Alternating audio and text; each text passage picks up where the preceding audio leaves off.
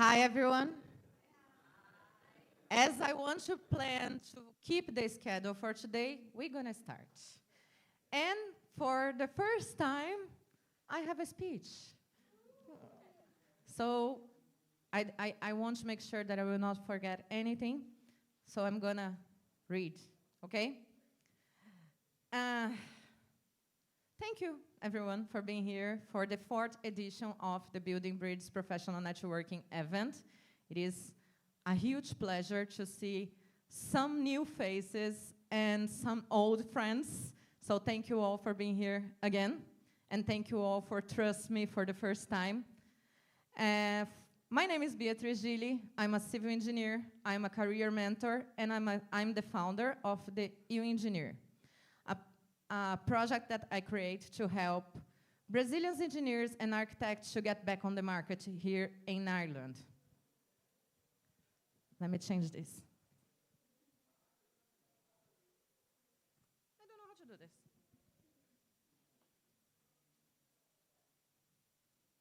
Okay, I need my husband. I'll keep. I'm also the creator of this event. And I'm really, really, really glad that you all are here today. When I arrived in Ireland, I faced some questions and challenges that I believe most of you are facing now. So it was necessary to rebuild my career. It was necessary to get familiar with a new culture, a new city, a new weather, a new everything.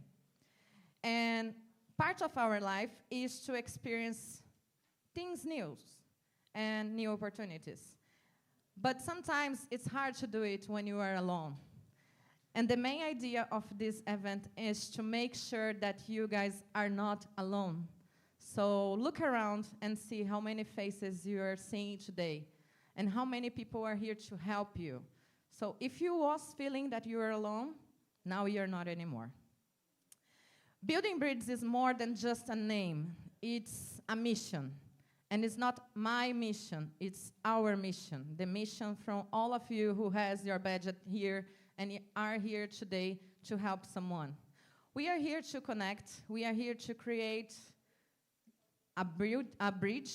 We are here to share knowledge. We are here to build a strong, supportive community for those who want to start again and grow together. Today is not only about information, it is about people. So make sure you are open to connect with your best version.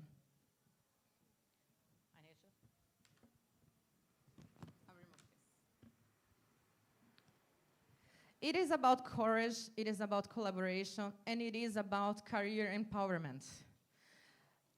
Let me walk through what's going to happen today. First, you guys will hear from 2 incredible Brazilian leads initiatives that we have here in Ireland. We're going to have Daniella talking about You in Africa, a non-profit that brings food and hopes to family and vulnerable regions in Africa. And you're going to hear about Marcia Miranda, the founder of Amor de Doar, a support networking for people who are facing cancer here in Ireland. Both of those projects, they were born with compassion, with love, and the amazing part is you can join them if you want. You can be part as a volunteer.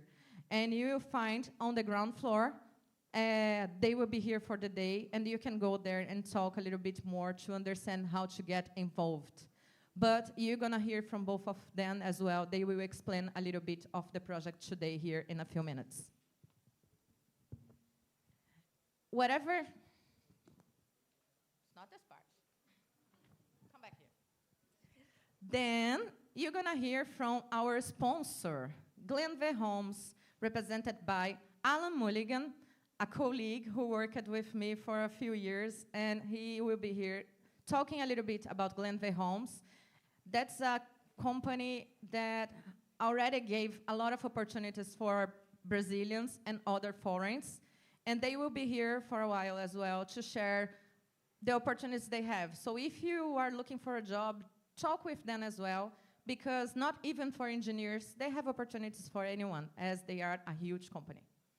And following that, we're going to have the official opening ceremony with, I hope he arrives, with the Counsellor, George de Oliveira Marques. He is the head of the trade promotion section, who is representing today the Embassy of Brazil in Ireland.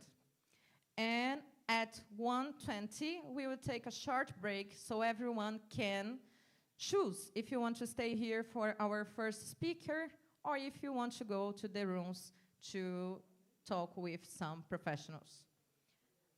Stay here in the main room where, that's it. So you understand the choice. And wherever you decide to go, please know that this day was created with care, experience, and love. And the most important part of this event, it just happened because of all of you. So you are one important piece of this bridge, each one of you. So thank you again for all of you to be here. Thank you for the opportunity, and thank you to take a sunny Sunday evening, afternoon, to be here and join this moment. So thank you. Let's build this bridge.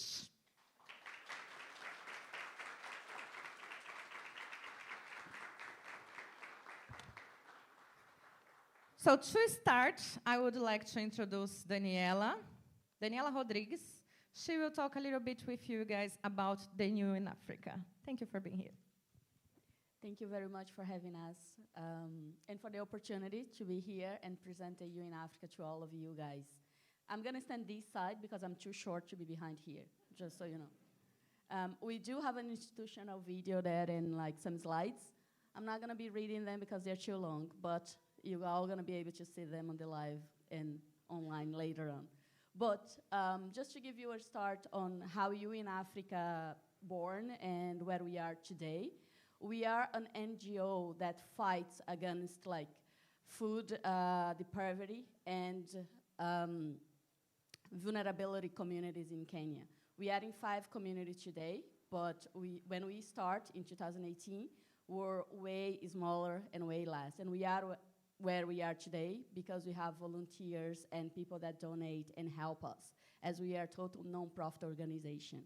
What we do is like, we have 2 different programs, one for food and one for education. And the way EU in Africa was born was actually our founder, Lucas. He went to volunteer in Kenya for like one of those programs that you work for 15 days, where he thought he would just be a football coach and going there to teach 30 kids how to play football in Kenya.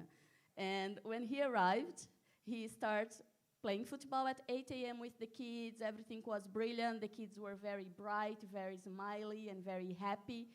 And it was coming close to like 2 p.m. And in Brazil, we are very fond of have breakfast, lunch, and dinner, and big meals, right?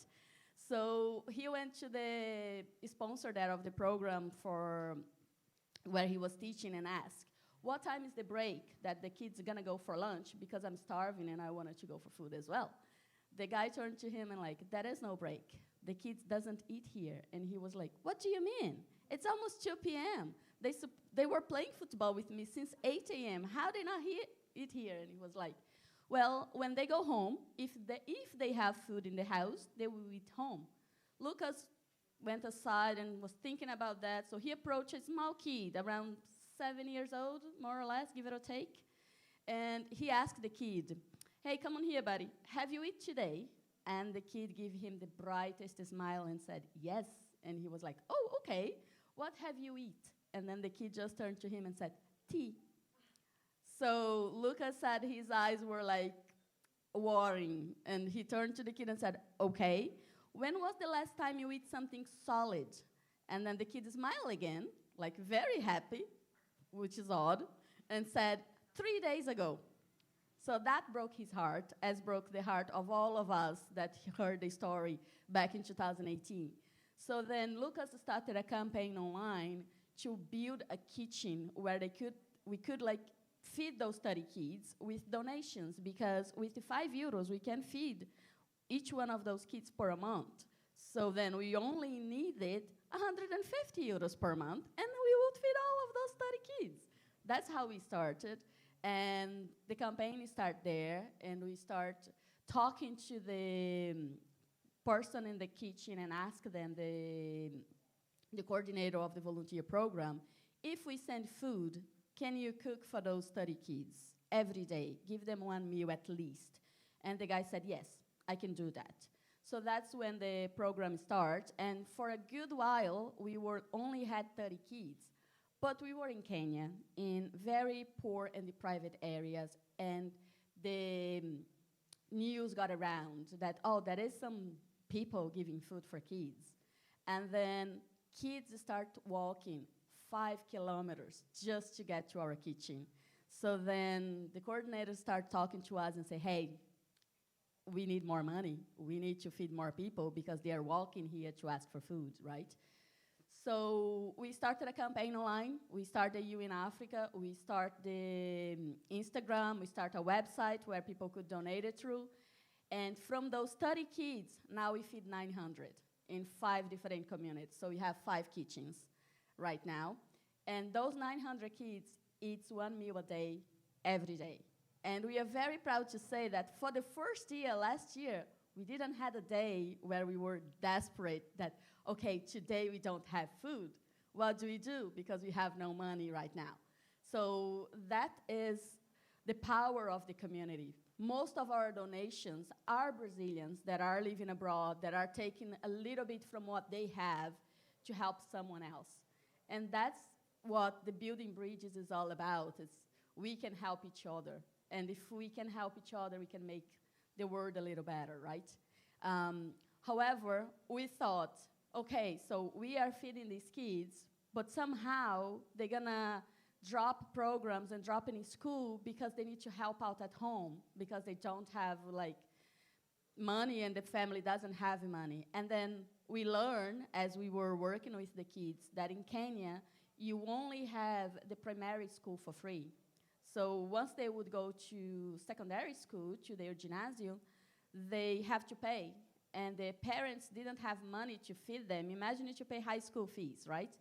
So then we start a student sponsorship where we talk with some people and you would be able to adopt a kid from their school year. So you pay a monthly fee of 40 euros, and that fee covers the education of a kid with scholar material, food, fees for the school, and they will be able to study.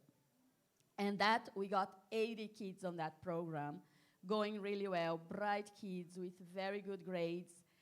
And some of them start getting accepted in the university, and then we had a new challenge, right? So we were like, okay, so we feed them, we got that challenge done, and then now we need to educate them through high school. And we got that done as well with like some people dropping out, doing campaigns online, asking friends, cornering friends, saying you spend way more money at the pub. What is 40 euros? Come on, help out here with some kids. Now we had a third problem, university. It's more expensive. You need to keep those kids. You need to pay for accommodation, for food, for material, for fees, everything. How are we going to do this? Then we discovered that the government gives a grant that would reduce the fees for the students. So we start talking with leaders in Kenya to trying to get letters from the government to get a reduction on the fee so we would be able to afford them. And then we got, right now, 6 kids in the university.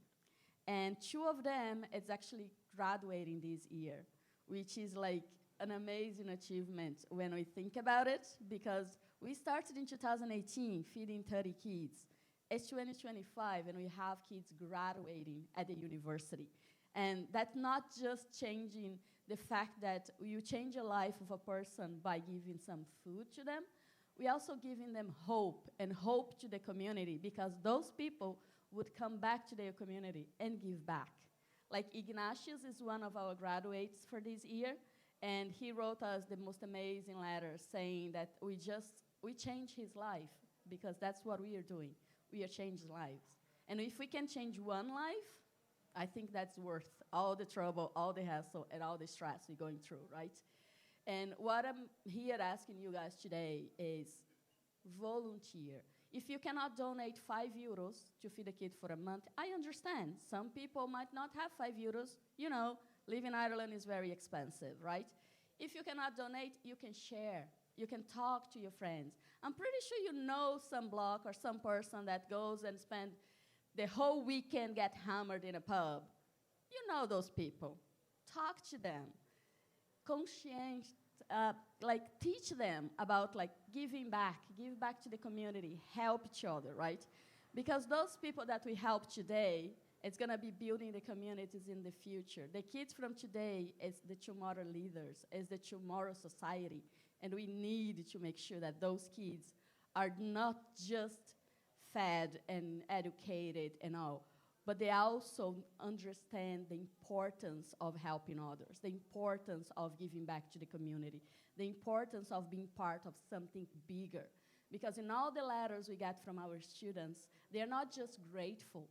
They say how our generosity was able to change their lives, change their family lives, and they're looking forward to pay ahead.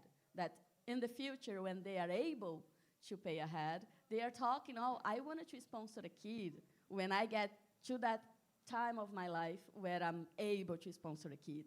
So that's all about it, this is, guys. I could come here and tell you guys about all the stats that we have, about everything that we evolved throughout the years, but that's not the reason I joined the EU in Africa. The reason I joined the EU in Africa is because it is a cause that touched me in a part that it's food and education for people to be able to grow. It's very easy to say everybody has the same opportunity, but they don't, right? We don't. It's the same, if we had the same opportunity, this would not be necessarily, but we don't. And us, even though that you might think that your life is hard, your life is the dream of someone else. So make sure you help someone else to achieve their dreams, and make sure you give it back. If it's not €5, it's a share, it's a like, it's a word of mouth. We are all in this together, and if we can make one life a little better, let's go for it, right? Because as we say new in Africa, there is no border for love. So thank you very much, guys. Thank you, Danny.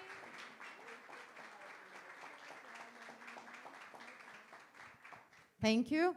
So if you guys want to join, if you understand better, you can find Dani and Bruno downstairs on the main room. When you pass through the reception, the first room on your right, you're gonna find them. And now we're gonna hear about Amor Simples de Doar com Marcia. Welcome.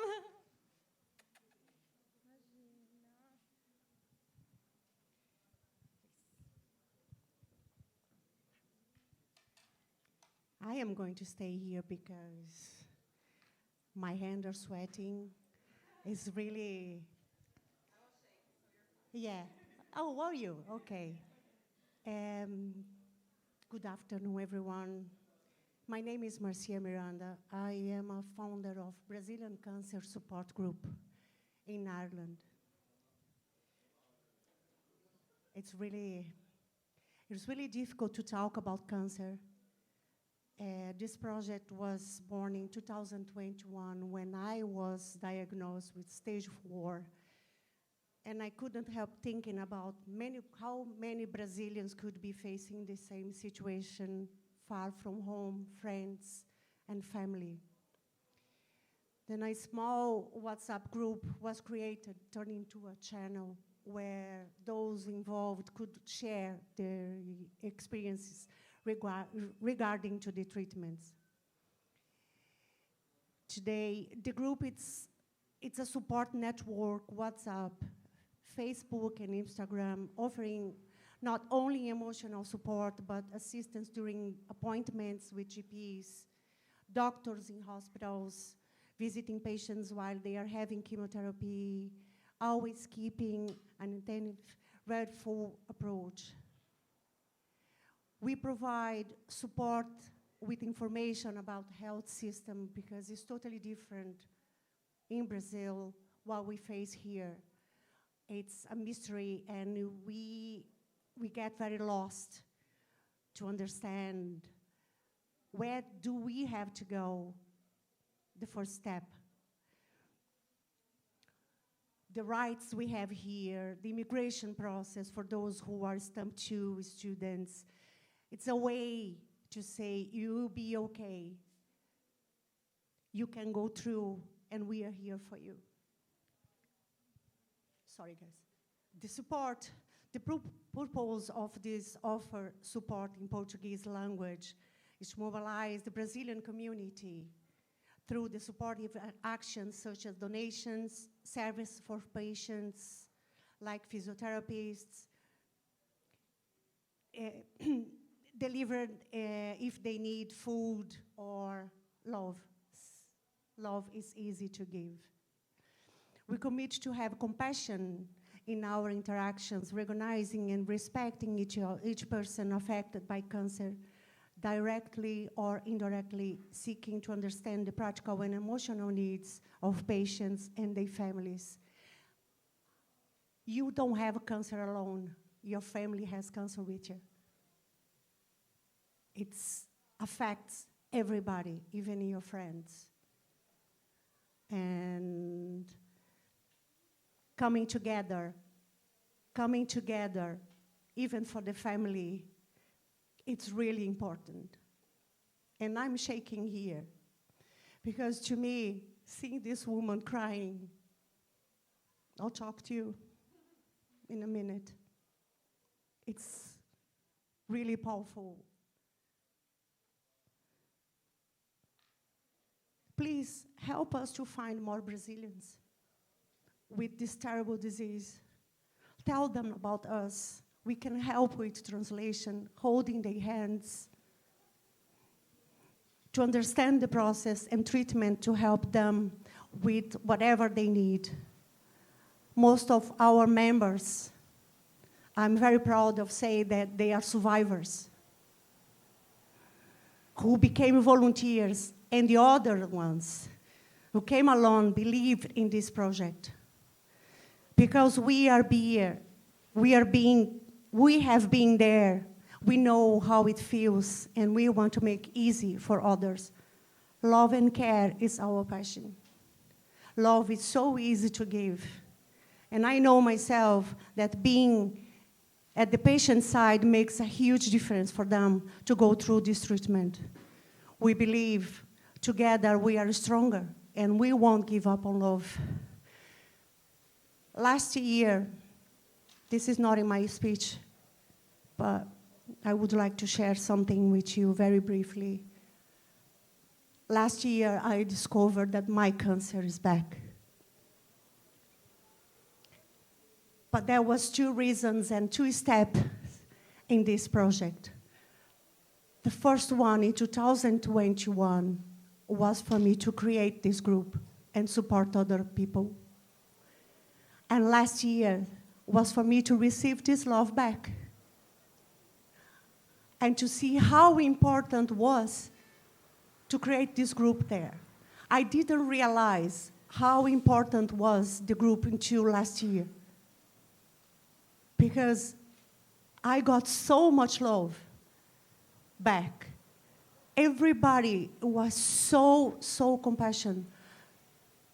Like, I have to tell them, stop, like food. Lots of things. They were getting crazy to try to help me, to give me back a word, like just a message and everything. I found so much love. And this made me now go through, again, treatment, chemotherapy, or whatever I have to face, because the group is behind me. And we want to be behind other people. We want to be together. So we are downstairs, our Instagram. We are still, like, it's not perfect, but that was the beginning, and this is not gonna end. To me, even if I'm not here one day, the group will be there, helping other people and helping the family and whoever is affected by cancer. We are in other towns here in Ireland. We have a group in Limerick. We have patients there, and we have volunteers who are survivors, and it's so much love. It's incredible. We have a group in Cork, Galway, and I want to make sure that I'm going to spread this everywhere. And who knows, wherever there is a Brazilian, in Italy, Amor, Doar will be there. This is my dream, to help everybody. Now we are maybe helping people in Brazil with information as well. And that's what it is. There is love for everybody in this group. So please, please, find us on Instagram. Have a look at we have a podcast now with patients talking about cancer and telling these stories and help other people to know and what can they find here, what they are going to face. That's it. Thank you so much for your time.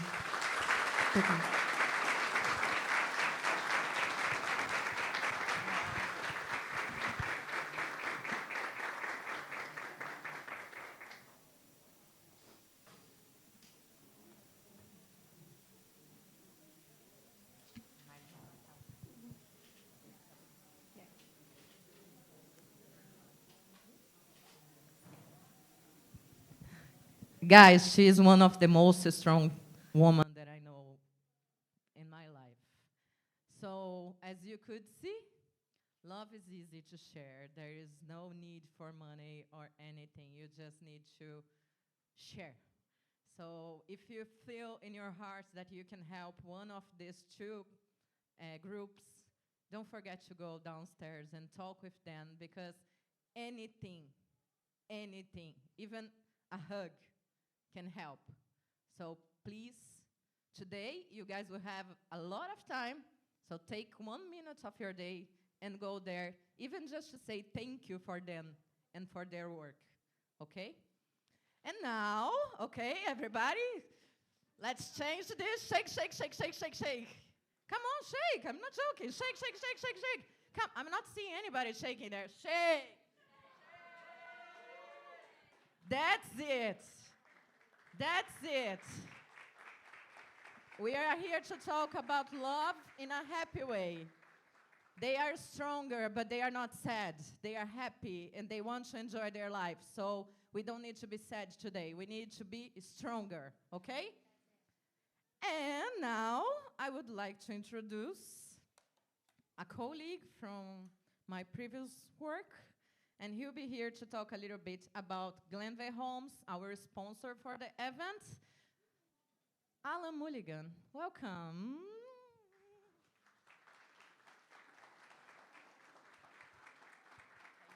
Thank you very much, ladies and gentlemen. I actually wish I had prepared something. Looking at the first couple of speeches. Can I tell the truth? He was party last night, guys. That's why he didn't prepare anything. I definitely hope I'm better at building houses than I am at public speaking. That's one thing for sure. It's not my first hobby. I suppose a bit about Glenveagh Homes. We are one of Ireland's largest home builders. So last year we built 2,450 units. This year we're on target to do similar numbers. With Glenveagh, we have currently about 350 direct employees involved in construction.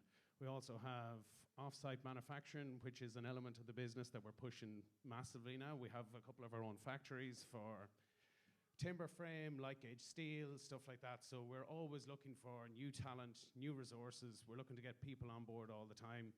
I've worked with Beatriz for 4 or 5 years now at this stage, I think. So Beatriz has always been a helping hand to me. She's maybe put a concrete pour or two on hold from once or twice, and arguing with me, but that goes without saying. That's just Beatriz. I suppose I'm going to be floating around for a couple of hours. I'm very happy for Beatriz to share my contact details. Anyone who is looking for a new challenge, looking for a job, like we're looking for engineers, project managers, we want architects. So we have several roles that are open. I suppose my own career with Glenveagh, I studied law in college. I didn't study construction at all. Then I came in as a site manager. I went to project manager, and now I'm construction director. So your path can change. If you come into Glenveagh as one facet of construction, there is always room to move. The scope to grow. That's a massive thing with Glenveagh. So happy for Beatriz to share all my details if anyone wants to get in touch. Okay? Thank you very much, guys.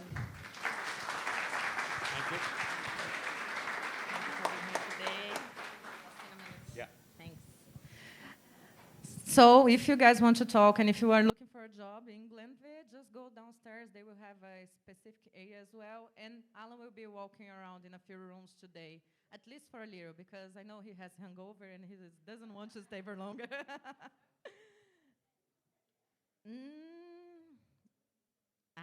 Here you are, George. Yes. So now I would like to introduce our Counsellor, Jorge de Oliveira Marques, and he will be here to represent the Brazilian Embassy in Ireland. Welcome. Thank you for coming. Thank you. Well, good afternoon all. First of all, let me convey to you the regards of Ambassador Flávio Macieira, which due to privileged scheduled commitments was unable to be present at this gathering. He has asked me to share with you his great appreciation for the initiative like this, which further strengthen the linkage between the Brazilian community and the Irish society at large. When we talk about Brazilians living in Ireland, we are dealing with something between 60 to 80,000 people.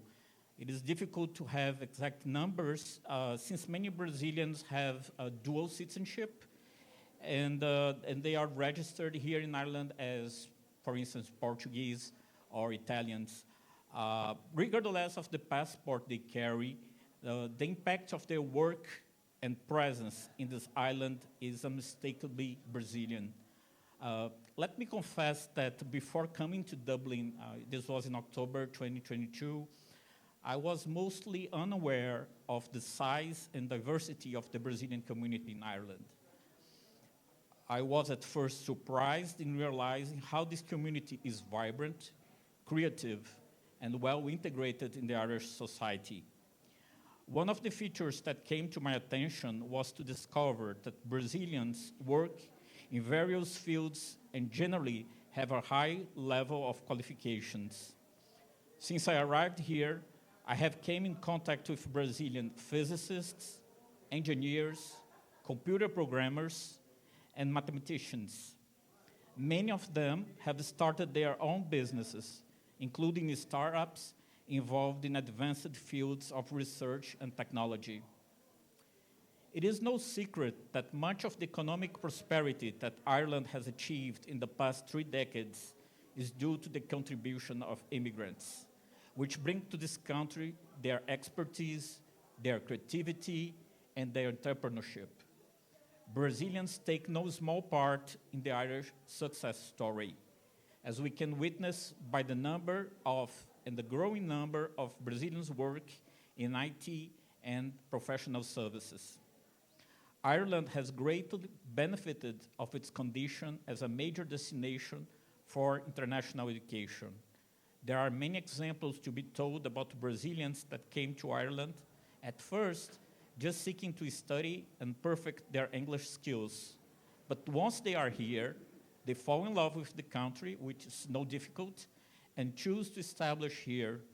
They benefit from the opportunities that Ireland offers to them, and through hard work and creativity, they thrive. There is still huge potential for education cooperation between our 2 countries, and especially through students and researchers exchange programs. In that regard, let me stress that the Brazilian government is fully committed to conclude the negotiations of the Memorandum of Understanding on Cooperation in Science, Technology, and Innovation. Such agreement would further strengthen and enhance the technological cooperation between Brazil and Ireland. As I mentioned before, Brazilians work in various technologies and innovation sectors in Ireland.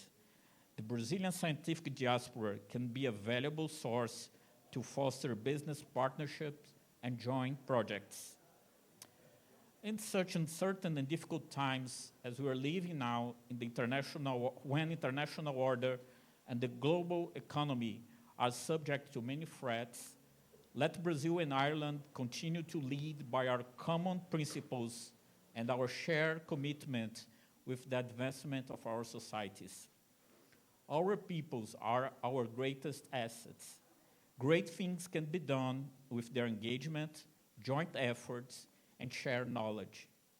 This very event is a renewed opportunity to show the world that while there are some who favor walls and barriers, Brazil and Ireland prefer to build bridges, share knowledge, and promote the common good. Please receive my very best wishes to your endeavors. Thank you.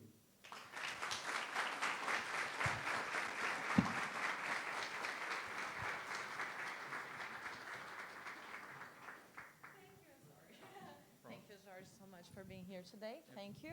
It's really good to have the embassy with us today because that means they are here for us, okay? So today is not only just to prove that this event is something important. No, that's not about it. But it is about the embassy. The Brazilian embassy is here for any of you. So if you guys need anything from the embassy, just remember, they are here for us, and they are open to help us, okay? Thank you again, George. It was a pleasure. My pleasure. Thank you. Have a good day. I'll see you in a minute, okay, if you want to stay around. Okay, so now I'll give you a task. That's the most important one. Now is the moment that we're going to have like 10 minutes break for you, because as you can see, we don't have space for everybody here. So that's the moment where you're going to decide if you want to go to a room or if you're going to stay here to watch our first speaker that will talk about mental health. That's your moment. But as you can see, we are a lot. So please be aware, we have stairs everywhere. So take your time, find your way, and make network, okay? I'll see you all. I'll be around. I'll be walking around. Enjoy the event, and thank you again for all here.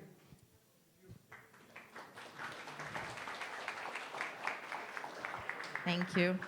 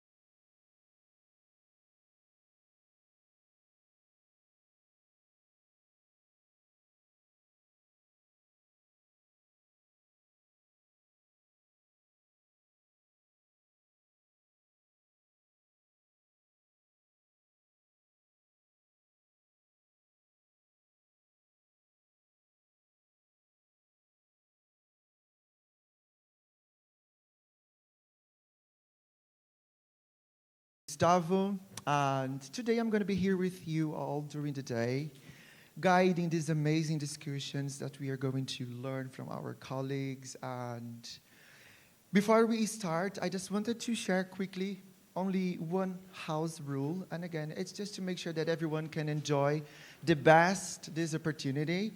So whenever we are outside of the discussions, the sessions, just try to be mindful about maybe how loud you can be, because, you know, I just want to make sure that when we are here, we can be present and without less disruption as possible.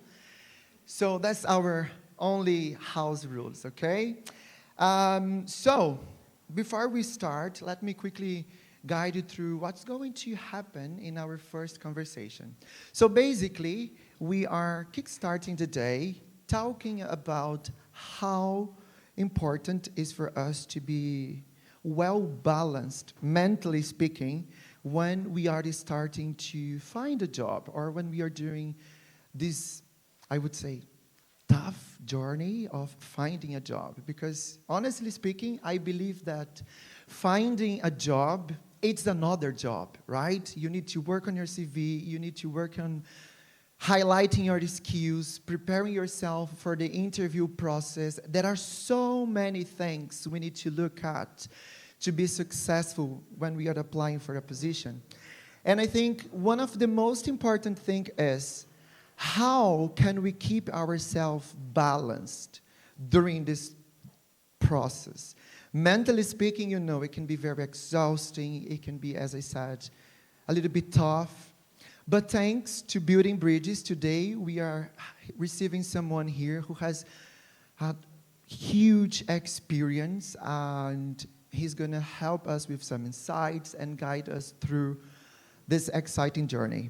Okay? So please, warm applause for Mario, our first speaker. Amigo. Thank you very much.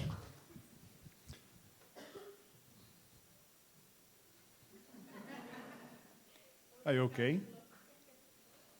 That's fine. First of all, I'd like to thank you, the Building Bridge event, the team, everyone that are not enjoying the rare sun we have in this land. Hope I help. All right, let's start. There's a presentation somewhere.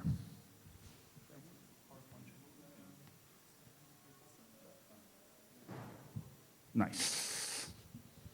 Well, as it's been said, find a job, it's another job. You need to improve yourself, especially for immigrants that need to find yourselves in a new place, in a new culture, with another language. And it's more or less what I'm going to talk about today. Let's start with a very quick question. Let me ask you something. Have you ever felt prepared, studied, like knew your stuff, and then somehow when you have the opportunity to speak out, you start shaking? Who never? All the time. But when you think about this, it's not about not knowing what you talk about. Because in a job interview, you talk about yourself. They think you've been studying like for a long time, and then suddenly you went blank. You don't know what to do. Start shaking. It's not about not knowing. It's not incompetence. It's about being afraid of the judgment. It's a reflection of your survival instinct. It's about, let's go back in the history for a while. In the jungle, one reason for survive is being a group. When you fight a lion, for example, you can't do this by yourself. You need some help. You need a tribe, a group, a family.